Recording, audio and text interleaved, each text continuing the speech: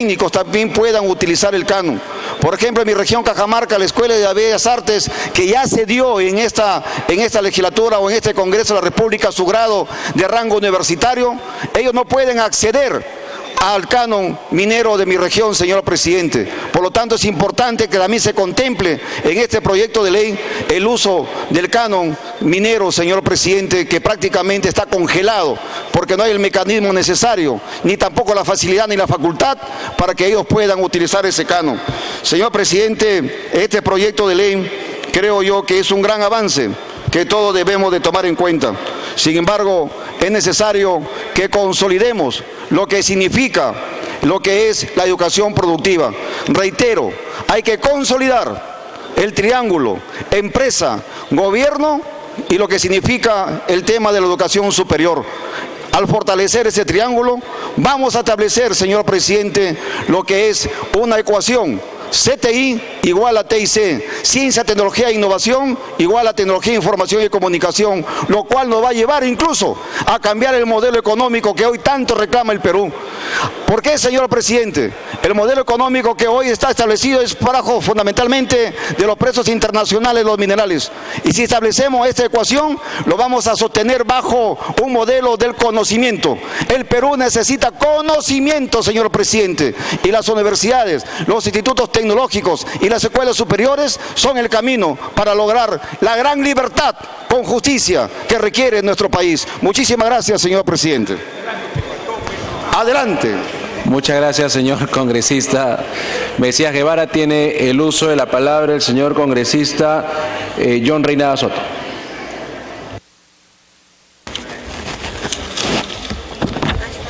Gracias, presidente.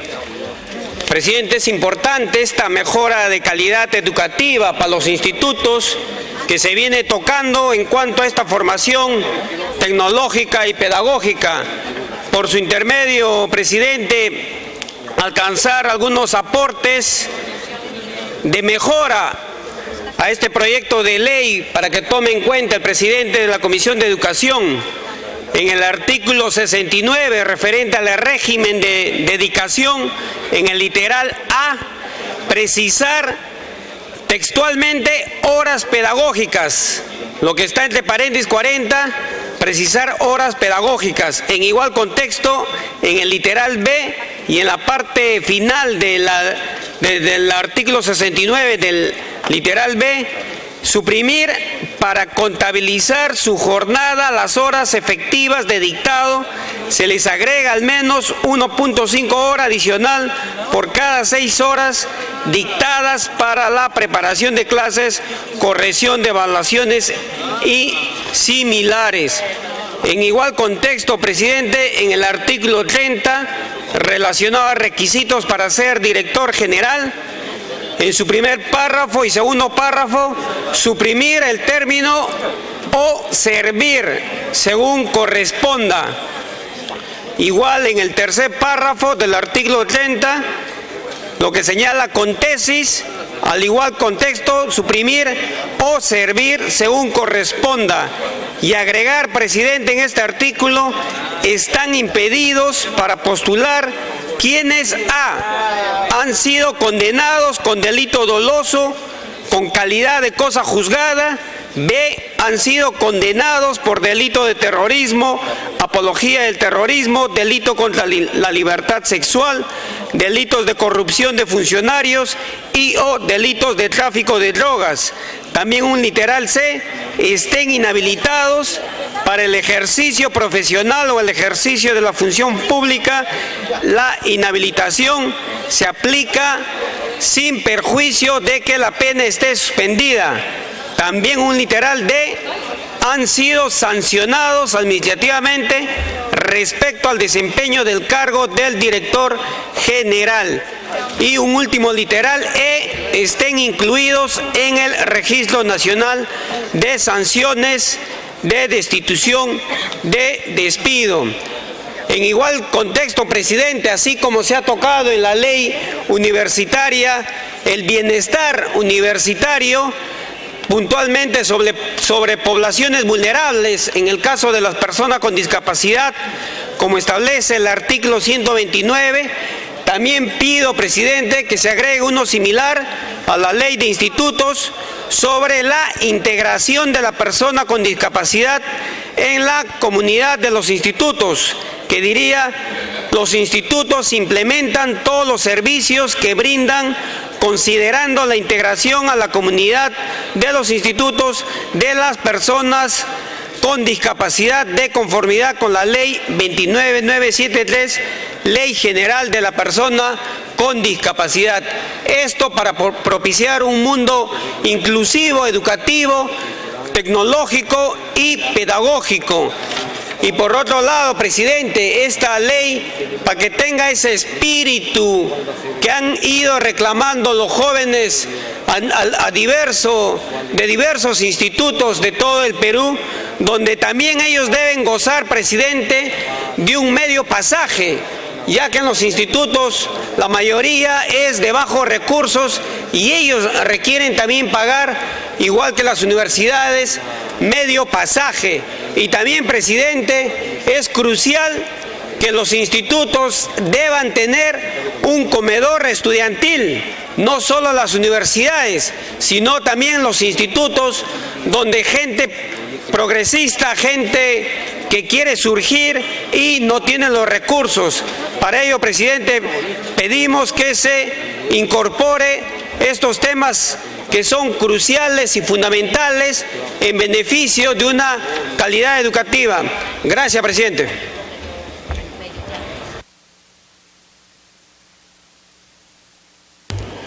Muchas gracias, señor congresista John Reinaga. Tiene el uso de la palabra el señor congresista Rubén Condori.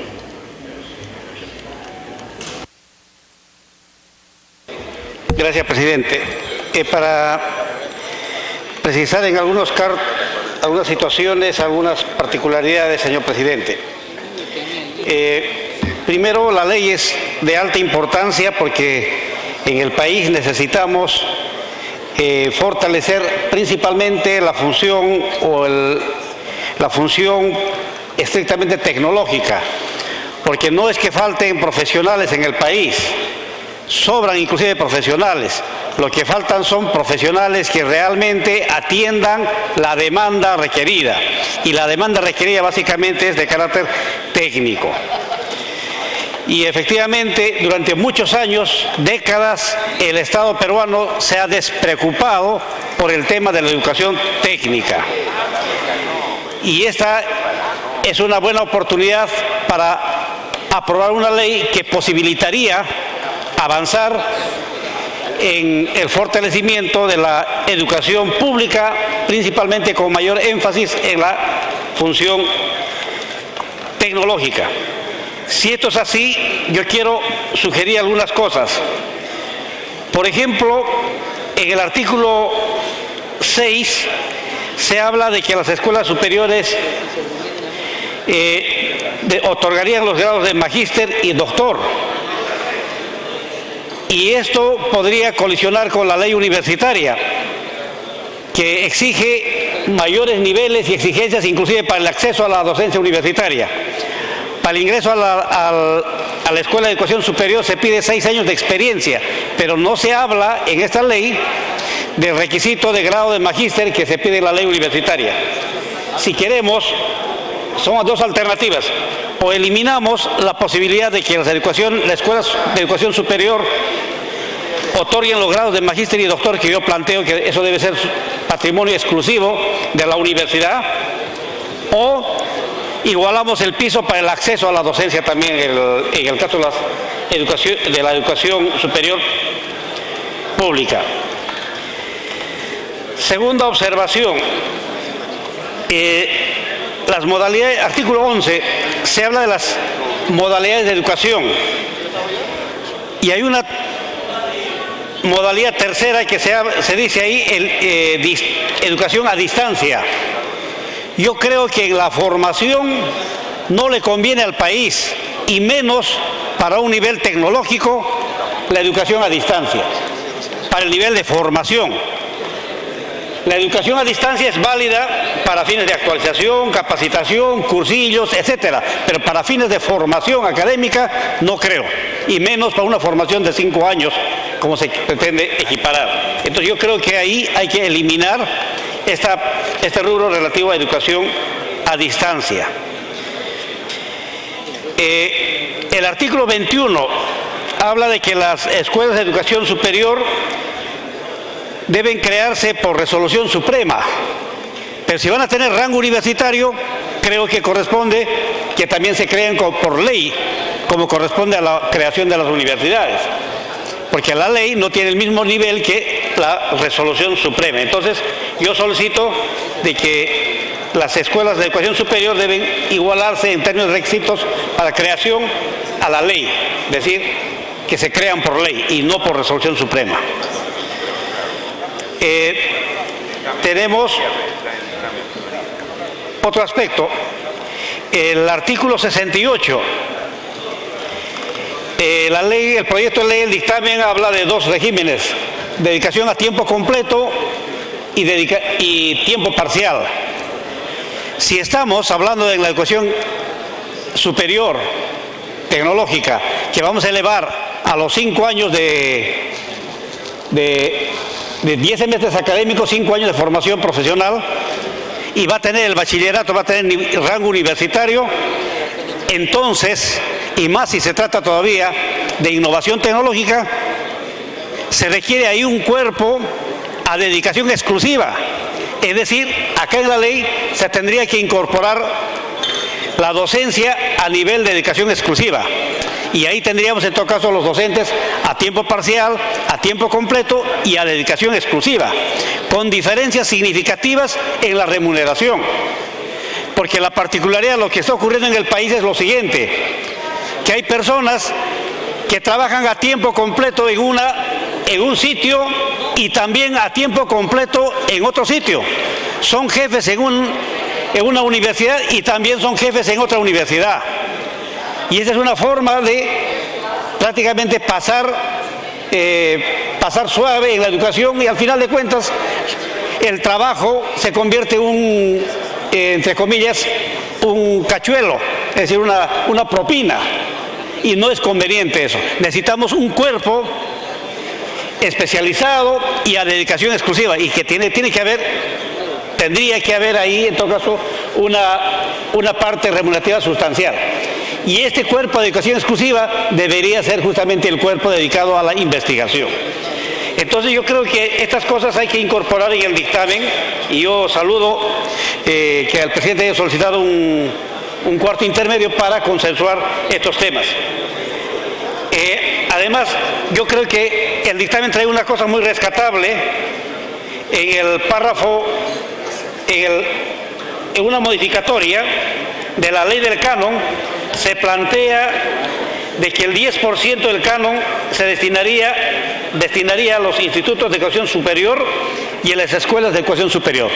Me parece positivo, porque ahí sí le daríamos el real impulso que requiere el país en la función tecnológica y la función de innovación científica y tecnológica. Muchas gracias, presidente.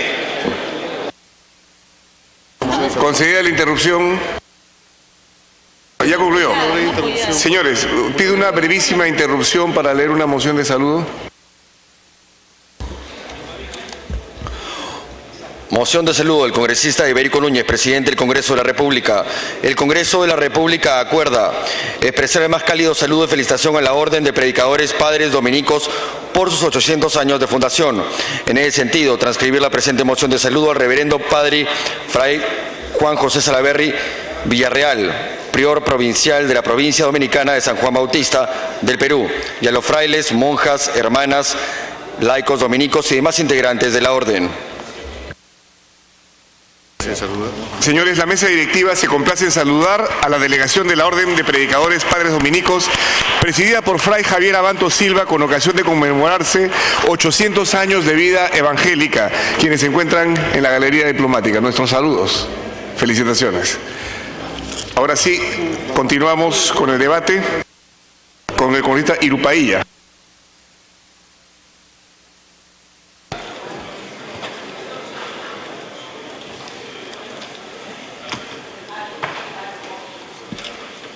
Gracias, señor presidente. Con respecto a A este tema yo quisiera incluir un artículo en el capítulo 9 sobre la carrera pública del docente en los institutos de educación superior y en las escuelas de educación superior públicas, referido al escalafón del docente. La propuesta es un artículo en el cual el escalafón de la carrera pública docente sea de esta manera. El escalafón magisterial es un registro nacional y descentralizado en el que se documenta y publica la trayectoria laboral de los docentes que prestan los servicios profesionales al Estado. El registro de los docentes en el escalafón es de oficio y la información es permanente, actualizada en el instante de la gestión educativa descentralizada en el ámbito nacional, regional y local correspondiente. Por tal efecto, los docentes tienen la obligación de entregar la documentación e información de conformidad con lo dispuesto por la Ley de Procedimiento Administrativo General. Los documentos del escalafón son los únicos válidos referidos a la trayectoria docente pública y profesional en los procesos de evaluación. Se fundamenta en que se plantea la creación de un escalafón para la carrera pública docente porque se requiere contar con un registro de historia laboral del docente en lo que se refiere a sus años de servicio, méritos, deméritos, publicaciones, títulos y otros. Esta información es necesaria para los procesos de evaluación, contratación, así como para el fortalecimiento de capacidades del docente. Asimismo, esta inclusión se encuentra alineada con lo establecido para la educación básica en la Ley de la Reforma Magisterial. Otro punto.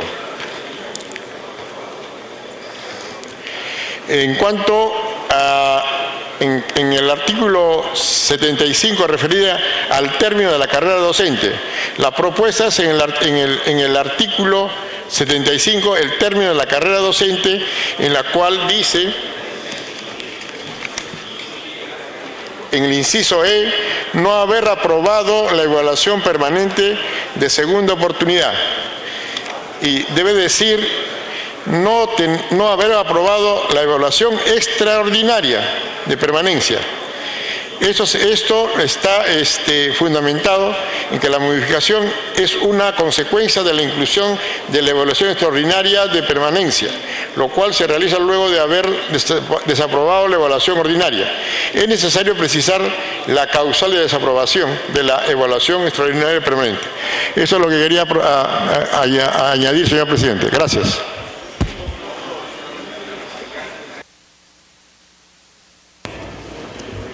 Muchísimas gracias, señor congresista. Tiene el uso de la palabra el señor congresista Virgilio Acuña.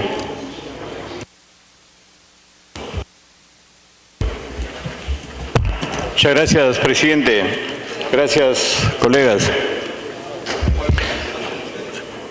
Estimados representantes, sin duda que en el mundo nos movemos en un ambiente netamente competitivo y esa competitividad y el progreso o la superación a la competitividad fundamentalmente se logrará y se vencerá a través de la educación. La educación, la creatividad, la iniciativa, la tecnología y la innovación son conceptos fundamentales y son conceptos en los cuales todos los países tienen que sustentarse para alcanzar el progreso y alcanzar el bienestar. No es solo la competencia nacional, vivimos en un mundo donde la competitividad se da por grandes bloques económicos. La gran competencia entre el Asia, entre Europa, en Estados Unidos, lo que es América, son síntomas de que nuestro país tiene que entrar en ese camino y para ese camino, acá en el Congreso, tenemos que prepararnos. Esa gran competitividad que existe en el mundo se traduce en primera instancia en nuestro país, en nuestra región. El Perú tiene muchos convenios, cerca de 12 o 15 convenios de tratado de libre comercio, con los cuales tiene que competir con esa libre movilidad que existe del mercado, la libre movilidad que existe de la persona, de los bienes y los servicios. Y particularmente nuestro país tiene un convenio que es el más efectivo, que es el convenio del Tratado de la Alianza del Pacífico.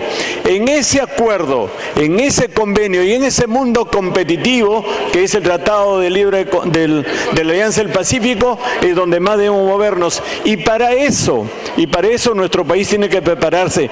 Y está en nuestras manos, señores congresistas, está en nuestra decisión y está en esta decisión que toma el Congreso para poder facilitar el futuro de nuestro país y el futuro de nuestras próximas generaciones. No de nuestros hijos ni de nuestros nietos, será el futuro de los tataranietos y posttataranietos, porque la educación, el resultado de la educación no se logra con la primera generación, no se logra con la segunda o la tercera. El resultado de las inversiones en educación se logrará en 3 o 4 generaciones. Por eso es que es sumamente importante una discusión de una ley como esta que tiene que ver con los institutos, pero que no sea una ley que simplemente es genérica como se hizo para el tema de las universidades. Lo que más se discutió en el tema de las universidades fue el tema de la autonomía. Lo que más se discutió en el tema de las universidades fue la facilidad para que libremente puedan desarrollarse. Y quisiera decirles como reflexión ya posterior al tema de la ley universitaria, que cómo es posible que, por ejemplo, se aplique la misma ley a una universidad que tiene 300 años de antigüedad con 50.000 alumnos y otra universidad que tiene 10 años y 5.000 alumnos. Ese es absolutamente absurdo, que apliques una sola ley a una universidad como la San Marcos que tiene 300 años o la Universidad de Trujillo que tiene más de 200 años y la misma ley le quieras aplicar a una universidad que tiene 8 o 10 años. Por supuesto que son organizaciones diferentes y que por eso es que corresponde darle la autonomía y darle la libertad suficiente para que puedan formar sus propios profesionales. Yo he sido uno de los críticos respecto a la ley universitaria, básicamente por lo que acabo de mencionar, pero por otro concepto que espero que no se repita en los institutos. Cuando hemos hablado de la calidad de la educación, siempre se ha discutido en el número en el área construida, en los baños, en las carpetas, en la infraestructura, pero nunca se habló realmente del producto terminado, nunca se habló de cómo vas a medir la calidad del profesional, de qué manera tú puedes saber cómo es un profesional, si realmente la calidad del profesional que formamos es el competitivo en el mundo. Señores, ya hemos pasado de la época de los recursos humanos, hemos pasado a medir a los hombres por el talento. Ya las empresas no están buscando recursos humanos, las empresas ya no valoran a la persona por el conocimiento, porque el conocimiento está en las manos y alcance de todos. La única forma de competir y la única forma de distinguirse son los talentos de cada persona.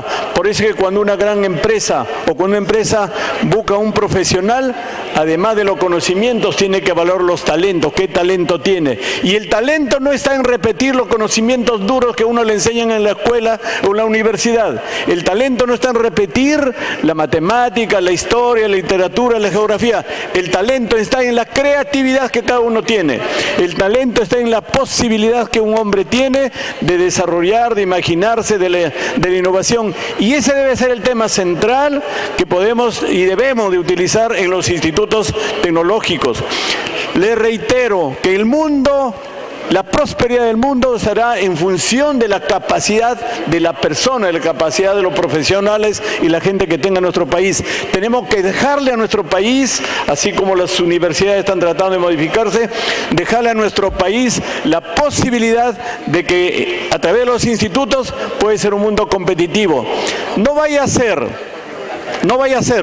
que aquí, así como las universidades forman profesionales que no encuentran un sitio en el mercado laboral, porque el mercado laboral pide unas características para el trabajo, pero sin embargo la universidad lo forma de otra manera. Cuando una empresa, y lo digo con absoluto conocimiento porque dijo una empresa, cuando una empresa pide los servicios de un profesional con una experiencia determinada, resulta que la formación que tiene es absolutamente ajena a la realidad. Creo que en este instituto, le reitero, colegas, y a los miembros de la Comisión de Educación, creo que en esta ley lo fundamental es la participación evaluación de la empresa. La empresa debe tener 60 o 70, 80% de capacidad para decirnos cuáles son los talentos que se requieren. ¿Para qué formamos técnicos? ¿Para qué formamos profesionales de mando medio? ¿Para quiénes? Formamos para las empresas, y esas empresas tienen que ser competitivas. Esas empresas tienen que competir en el mundo global y tienen que competir también en nuestra región. Entonces, quienes deben decirnos cuáles son los talentos, cuáles son las habilidades, cuáles son las características con que hay que formar un profesional de mando medio, tiene que ser las empresas. Estamos absolutamente equivocados si queremos dejar de que los científicos, los académicos o los responsables del Ministerio de Educación sean los que van a decir qué tipo de instituto queremos. Les pido un minuto de reflexión, les pido un minuto más de realidad. Yo describo una realidad. Las empresas son los que saben qué tipo de técnicos requerimos. Las empresas saben qué tipo de profesionales requerimos y serán ellos los que nos digan cuál es el talento de cada una de las especialidades. Y lo digo con un ejemplo. Yo me he dedicado y me dedico hasta ahora a la construcción.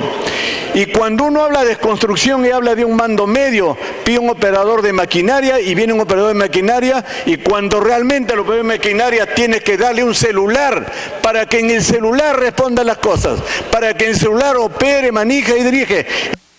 Continúe. Tecnológicos.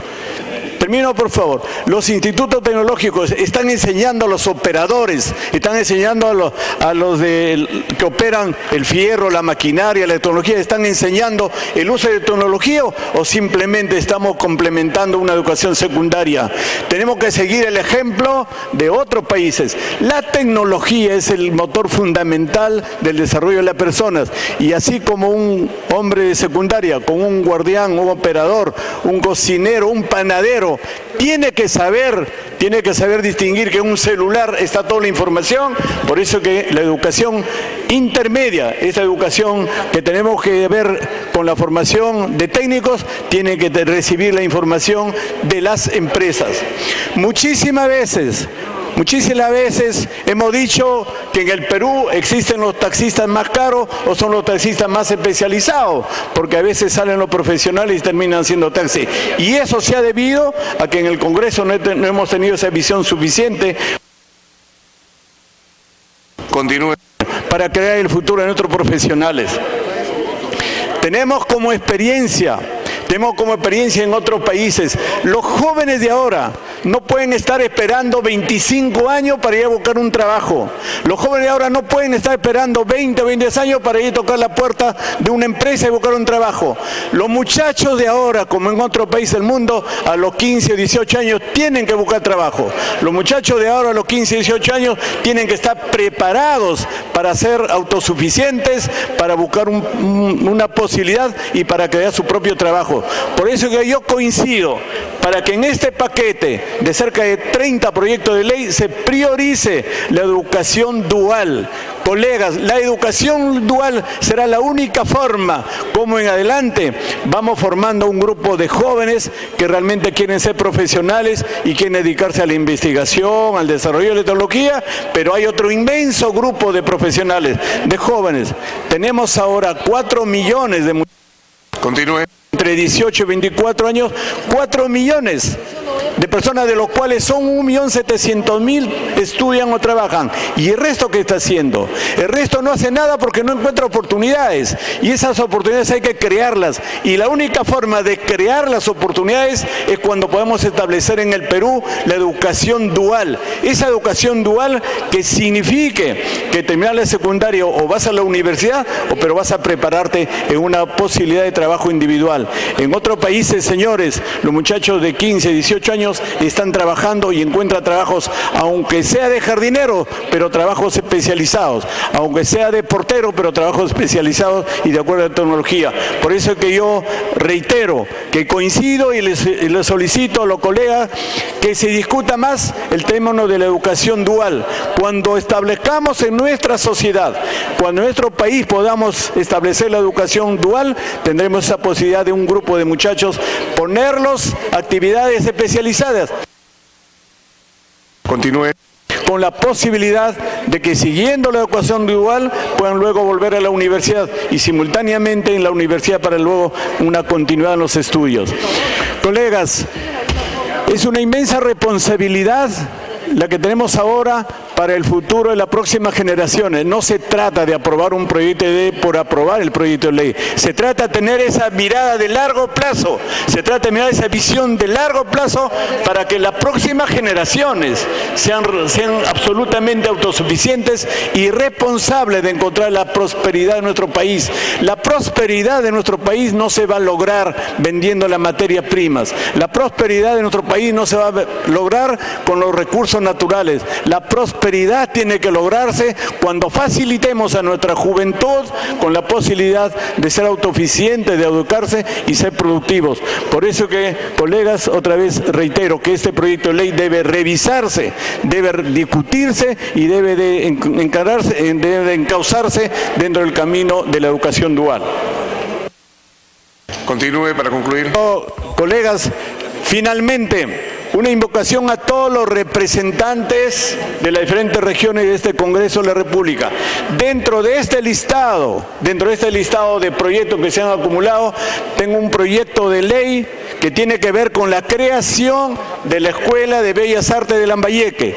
El arte, la pintura, la cultura, la música, el diseño son actividades fundamentales que debemos promoverlo. Por eso es que solicito al señor presidente de la Comisión de Educación que como un artículo complementario se declare, señor presidente de la Comisión, se declare de necesidad pública la creación de la Escuela de Bellas Artes de la región Lambayeque.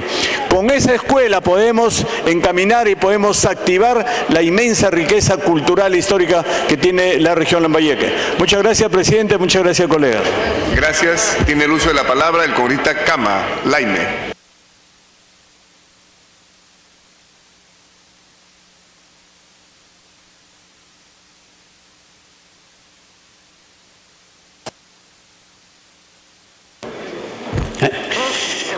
Muchas gracias, señor presidente. Saludo a todos los colegas presentes en esta tarde importante que se está debatiéndose un instrumento legal de suma importancia.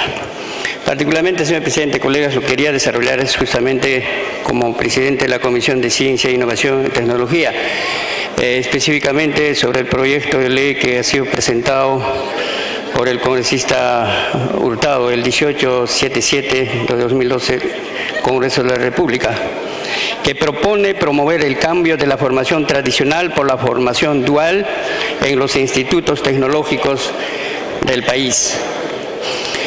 Este proyecto particularmente desarrolla lo que es en el aspecto de la educación dual. El proyecto fue decretado en la Comisión de Educación como primera comisión dictaminadora y a la Comisión de Ciencia como segunda.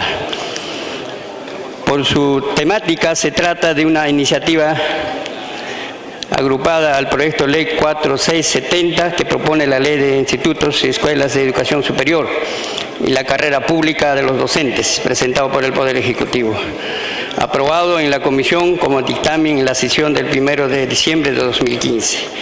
La iniciativa propone promover el cambio de la formación tradicional en los institutos tecnológicos nacionales para implementar el enfoque de la formación dual.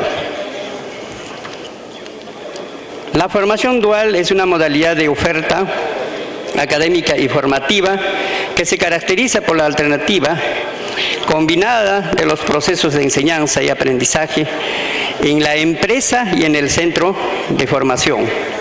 Es decir, busca la vinculación de la teoría y la práctica, integrando al estudiante en la empresa para desarrollar sus competencias profesionales, asegurando su adecuada inserción en el mundo laboral y beneficiándose tanto como la empresa.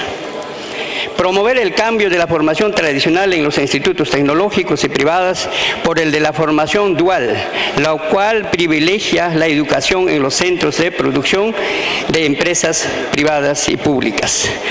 Esta iniciativa incentivará la utilización de tecnología y generará innovación en las empresas, a la vez que los alumnos obtendrán una experiencia formativa en un centro de trabajo, incrementando su empleabilidad. Por eso que este proceso de formación dual es sumamente importante, señor presidente, colegas. Además, tenemos la opinión particularmente favorable del Ministerio de Trabajo, de Educación, de Economía y Finanzas, Ministerio de Producción, Sociedad Nacional de Industria, Confederación Nacional de Institutos Empresariales. En conclusión, señor presidente, agradecer a todos los señores congresistas por su participación y por alcanzar sus aportes que han enriquecido el dictamen, que ha sido también incorporado por la Comisión de Educación en sus artículos 1, 2, 3, 7, 11, 20 y 44 del texto del dictamen. Asimismo, señor presidente, quiero alcanzar al presidente de la Comisión de Educación 2 artículos a que se incorporen en el texto final del dictamen, que permitirá incentivos a las empresas en beneficio de los trabajadores cuando se capaciten en los institutos tecnológicos. El primer artículo, de los incentivos a los convenios de aprendizaje y en la capacitación. Las empresas que se asocien a institutos tecnológicos pueden suscribir convenios con estudiantes, aprendices, a quienes otorgarán una subvención mensual no menor de 50% de una remuneración mínima vital por 40 horas semanales de práctica en los centros de producción de la empresa. En caso de los estudiantes aprendices cubran menos de 40 horas semanales, la subvención será proporcional al número de horas de práctica en los centros de producción de las empresas. Bajo ningún motivo las horas de práctica excedan las 40 horas semanales. Las empresas asociadas podrán capacitar a sus trabajadores en los institutos tecnológicos libres de costo en los programas gratuitos que estos implementen para ello. El siguiente artículo, de los incentivos a la investigación aplicada a la innovación y a los docentes. Las empresas que se asocien a institutos tecnológicos pueden acceder a la deducción tributaria previstas en la Ley 30.309, ley que promueve la investigación científica, desarrollo tecnológico e innovación tecnológica, cuando en dicha asociación realicen proyectos de investigación aplicada a innovación tecnológica en concordancia con los previstos en la Ley de Institutos y Escuelas de Educación Superior y la carrera pública de sus docentes. Estas empresas pueden otorgar incentivos complementarios a las remuneraciones de los docentes de los institutos tecnológicos, los cuales no tienen naturaleza remunerativa y no generarán derechos previsionales ni por parte de lo privado ni por parte del Estado. Es en cuanto que, señor presidente y señor presidente de Comisión de Educación, que se incluya. Vamos a una interrupción al congresista Hurtado Zamudio. Señor presidente. Congresista, tiene la interrupción por 1 minuto. Muchas gracias, señor presidente. Muchas gracias también, señor presidente de la Comisión de Ciencia, Innovación y Tecnología. Yo había presentado propuesto una cuestión previa. En realidad hemos conversado también con el presidente, él está dispuesto a tomar algunas sugerencias que nosotros estamos presentando y por todas esas razones, esperando que todo lo que ha presentado el presidente de la Comisión de Ciencia se incluya como un capítulo dentro de esta ley que especifique el tema de la formación dual. Si es tomado por el señor presidente, entonces yo retiraría mi cuestión previa de tal manera que haya posibilidad para avanzar y poder aprobar lo más antes este proyecto de ley. Muchas gracias, señor presidente. Gracias. Retirada entonces la cuestión previa. Continúe, señor congresista Cama. Muchas gracias, colega congresista. Es todo en cuanto que puedo sustentar como sector de ciencia y tecnología. Muchas gracias, señor presidente. Gracias. Muchas gracias. Tiene la palabra la congresista Luciana León. Muchas gracias, presidente. En primer lugar, señor presidente, colegas congresistas, hay que dejar constancia que en el periodo en que se vio en la Comisión de Educación este dictamen, se encontraba presidiendo esta comisión el congresista Mora. por lo cual no se tuvo en cuenta las observaciones planteadas en la comisión. En este dictamen se están afectando, primero, el derecho a la igualdad de los docentes de nuestra Escuela de Formación Artística. Segundo, va contra los estudios a distancia que ahora se realizarán de modo semipresencial. Tercero, va contra el presupuesto de los institutos y escuelas de educación superior. Y en cuarto lugar, genera un perjuicio del presupuesto público de este año fiscal. Voy a desarrollar estos 4 puntos porque al no haber sido atendidos y recogidos por el congresista Mora, siendo presidente de la Comisión de Educación, por la rapidez que quería sacar el dictamen, es que se descuidó y no se incorporaron muchos de los temas que voy a detallar. En primer lugar, en el artículo 11 del dictamen que tenemos a continuación en debate, encontramos que se trata sobre las modalidades del servicio educativo y enfoques de la formación. Ahí habla de la modalidad presencial, semipresencial y a distancia. Y está estableciendo que los cursos de distancia, los cursos libres que no conduzcan a grado o título, se va a permitir únicamente la educación a distancia para estos cursos libres que no conduzcan, mejor dicho, a grado y título. Desde mi despacho consultamos al Ministerio de Educación y a la Dirección General de Escuelas de Educación Superior e Institutos Tecnológicos y nos respondió que las instituciones que actualmente brindan educación a distancia deberán adecuarse al sistema semipresencial, es decir, aquellas que brindan educación virtual actualmente. Con este dictamen van a tener que retroceder y dictar 50% de clases virtuales y 50% de clases presenciales. De manera tal que con este dictamen, si sacamos esta ley, estaríamos remando contra la marea, estaríamos retrocediendo 50, 60 años atrás, porque vemos que en España este sistema de educación virtual existía desde los años 50, como en Inglaterra desde los 60. Pero resulta que aquí en el Perú se quiere reinvertir la pólvora. ¿Y eso por qué? Porque han habido una serie de institutos superiores, de escuelas de educación superior, donde han cometido una serie de irregularidades, una serie de faltas y han caído en el mal uso de esta herramienta de la educación virtual. Y por haber caído en ese error, en esa falla, en esa falta grave, es que se quiere eliminar el sistema para todos los institutos. ¿Por qué no mejor fiscalizamos bien y que se corrijan las que actúan de manera irregular, pero no por unos cuantos pillos o vivos? Tenemos que eliminar este sistema. Eso en primer lugar. En segundo lugar, en el penúltimo capítulo de infracciones y sanciones, en el artículo 113, esto ya es mayor porque nos hace recordar la fecha de la Inquisición. Aquí estamos hablando básicamente de las infracciones y sanciones. En este artículo, por una falta leve, establece aquí en la ley, en lo que sería la ley, y no en un reglamento, como técnicamente se hace, se pone una multa de máximo 20 UITs. Estamos diciendo de 100.000 soles, por una falta leve. Esa viene a ser una herida de muerte para cualquier instituto. Y si esto fuese poco, la falta muy grave está sancionada con una multa automática de 60 a 120 UITs, es decir, 500.000 soles. Con esto ya estamos destruyendo el instituto económicamente, lo llevamos a la ruina, a la quiebra.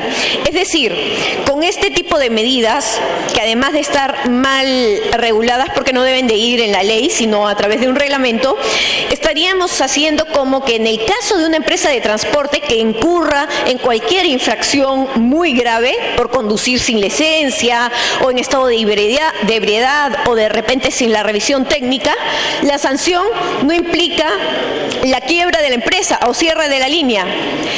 Entonces, con esta ley de institutos, en la práctica estaríamos asesinando a nuestros institutos y escuelas de educación superior que cuentan con un presupuesto recortado de máximo 600.000 soles. cada uno. Entonces, esto, obviamente, si el instituto tiene un presupuesto de 600.000 soles y le ponemos una sanción de 500.000 soles, lo llevamos a la ruina y estaría quebrando. Cuando en realidad, si uno tiene una falta, como le digo, de una empresa de transportes, se le pone la multa. Sin embargo, no significa que tiene que liquidar la empresa en sí. Por otro lado, en la 13ª disposición complementaria, referidas a las escuelas de formación artística. En esta disposición complementaria y transitoria, aquí ya sí se ganan el galardón de la discriminación, ya que nuestros docentes de las escuelas de formación artísticas les crean una remuneración integral mensual superior con una categoría especial, distinta a la de los docentes de la Escuela de Educación Superior. Es decir, los artistas, por ser arte, por ser cultura, van a ganar menos, bastante menos, que los de escuelas de educación superior. El mínimo de lo que va a gastar, de lo que va a ganar un profesor de una escuela superior es lo que va a ganar como máximo el profesor, el maestro de una escuela de formación artística. Esto es totalmente discriminatorio para los docentes. Y por último, en cuarto lugar, tenemos la 9ª disposición complementaria. Tenemos que en la Ley de Presupuesto del Sector Público del año fiscal 2016 no se contempla la incorporación de los docentes públicos de institutos. Como dijimos, aquí se ha incorporado un sistema de remuneración nuevo, ¿no?, que es remuneración integral mensual superior. Y con esto supuestamente se está creando o diciendo que va a haber un aumento de salario, un aumento de sueldo para los maestros. Sin embargo, esto no es así, porque esta remuneración integral mensual superior, que equivale a 120% de la remuneración integral, viene a ser unos 52 soles del magisterio para el primer nivel, que supuestamente generaría un aumento de 300 soles en promedio, pero no es así en la realidad, sino que reduce en un promedio de 20 soles la remuneración de los docentes, y esto mensualmente. Entonces aquí, si bien suena que van a ganar más, en realidad lo que a largo plazo van a terminar ganando o recibiendo es menores recursos o menor salario. Entonces, teniendo todo esto en cuenta y sabiendo además que el año fiscal ha iniciado y el presupuesto ya ha sido proyectado, se han contratado los docentes, pero no se ha presupuestado este aumento. Entonces, ¿cómo supuestamente se va a financiar?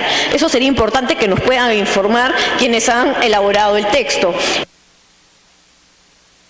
Continúe, congresista. Por si fuese poco, ya para concluir, la 9ª disposición complementaria transitoria en su último párrafo establece que el proceso de selección y designación de los directores generales del Ministerio, el Ministerio de Educación se encargará de emitir una norma para dar las encargaturas de directores generales en los institutos como en las escuelas de educación superior. Entonces, estamos viendo que nuevamente este gobierno lo que pretende es seguir utilizando al Estado para colocar a personas allegadas a sus intereses, como lo está haciendo el SUNEDU. No, señor presidente, eso no podemos permitirlo. Por lo que sugiero, señor presidente y colegas congresistas, que en el cuarto intermedio que se ha solicitado se pueda recoger las propuestas aquí planteadas. Tenemos que adecuar y mejorar cada uno de estos articulados si es que no queremos que Continúe.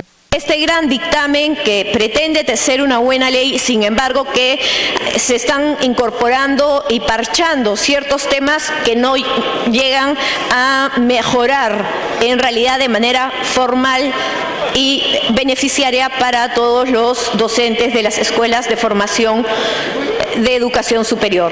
Muchísimas gracias, presidente. A usted, congresista. Tiene el uso de la palabra el congresista Guayama Neira.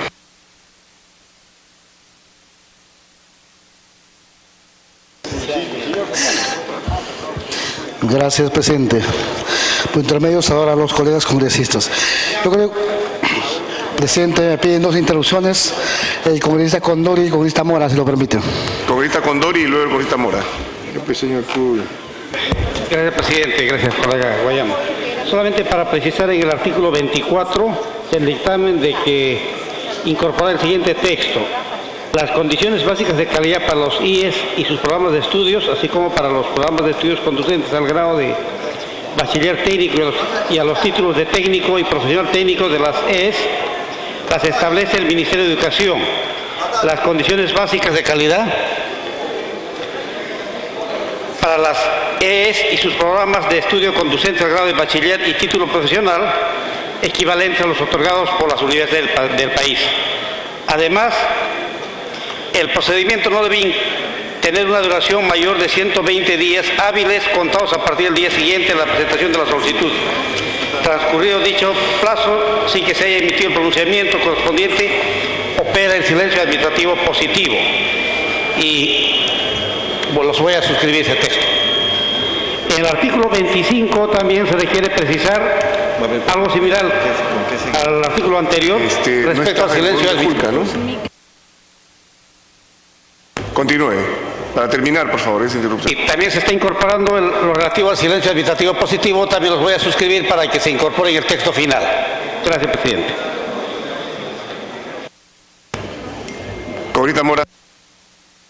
Gracias, señor presidente. No, a modo de aclaración a la congresista Luciana León, que esta ley no se hizo con rapidez, que hace más de un año que se terminó esta ley y que recién después de mucho trajinar se está poniendo en debate. Dice para aclarar el tiempo el tema del tiempo. Con relación a las modalidades de la modalidad presencial, semipresencial a distancia, la ley contempla que los grados o los estudios que están conducentes a los grados, a posgrados, a programas conducentes a grados o títulos, no pueden hacerse totalmente a distancia. Todo el mundo dirá, pues no es lo moderno, sí es lo moderno para nuestro país, porque acá no estamos acostumbrados a estafar, y todas las modalidades que se dan a distancia en el Perú, el 90% son una gran estafa, y es por eso que se pueden dar cursos a distancia, pero aquellos que no conduzcan a grados o títulos. No puede ser que se conduzca a distancia, por ejemplo, en la parte de institutos, carreras como técnicos dentales a distancia. Para concluir con esta, porque es interrupción. O especialistas en máquinas, herramientas, o operadores de grúa a distancia. Es una locura y hay instituciones que lo hacen de esa manera. Esto es para evitar la estafa, nada más. Igualmente no sé las sanciones dónde la ha sacado, no quisiera que me diga el artículo y dónde saque estas cantidades. Gracias, presidente. Gracias. Congresista Guayama, puede hacer uso de la palabra. Gracias, presidente. Yo creo, presidente, que estamos debatiendo una de las leyes más importantes de este periodo congresal. Acá en este Congreso se aprobaron leyes en el tema de educación, la ley de la reforma magisterial, yo creo que de importancia en el país para educación, la ley universitaria y hoy esta tercera ley de igual importancia que estamos discutiendo el día de hoy. Esperemos que este proyecto se apruebe lo más rápido posible, que se lleguen los consensos necesarios por el bien de la educación superior no universitaria en el país. Presidente, quisiera hacer algunas precisiones sobre unos artículos, por ejemplo sobre el artículo 31, que se debe presar sobre la instancia competente en la selección y designación de directores de las instituciones, de las IES y SDT, en virtud del cambio realizado en Educatec, precisando pues que la elección de los directores deben ser bajo el acuerdo de la ley del servicio civil, la 30057. Solamente esa presión en el artículo 31. Otra presión en el artículo 32 sobre las funciones de los directores de las escuelas técnicas superior, que debe decir lo siguiente. Artículo 32. Funciones del director general de las IES públicos. Adicionalmente, el director general de las IES y IEST tiene las siguientes funciones: convocar y realizar el proceso de selección para el ingreso a la carrera pública docente para aquellos docentes habilitados por el Ministerio de Educación para concursar, además de cumplir con lo establecido en la normativa correspondiente. Y el inciso B, convocar y realizar el proceso para la contratación conforme a la normativa establecida por el Ministerio de Educación. Eso es las funciones de los directores de las instituciones de escuelas superiores, tanto tecnológicas como de estudios superiores para los pedagógicos. Y la última precisión sobre el artículo 103, solamente algunos puntos de redacción nada más. Se lo va a hacer alcanzar al presidente de la comisión para que lo tome en cuenta. Solamente es de redacción, de forma. Gracias, presidente. Muchas gracias. Tiene la palabra el congresista Elías Rodríguez Zabaleta. Ahí va.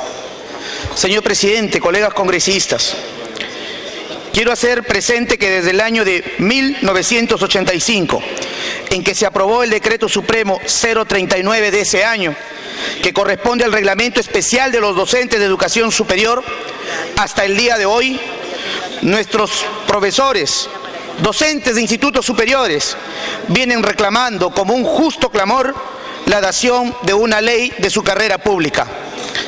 Han transcurrido 30 años después y hoy, en este Parlamento donde está representado el pueblo, podemos hacer historia para la educación superior del país, para el progreso de nuestra patria, brindándoles una ley que permita ejercer docencia con calidad en favor de los más necesitados, es decir, los miles de jóvenes del Perú profundo.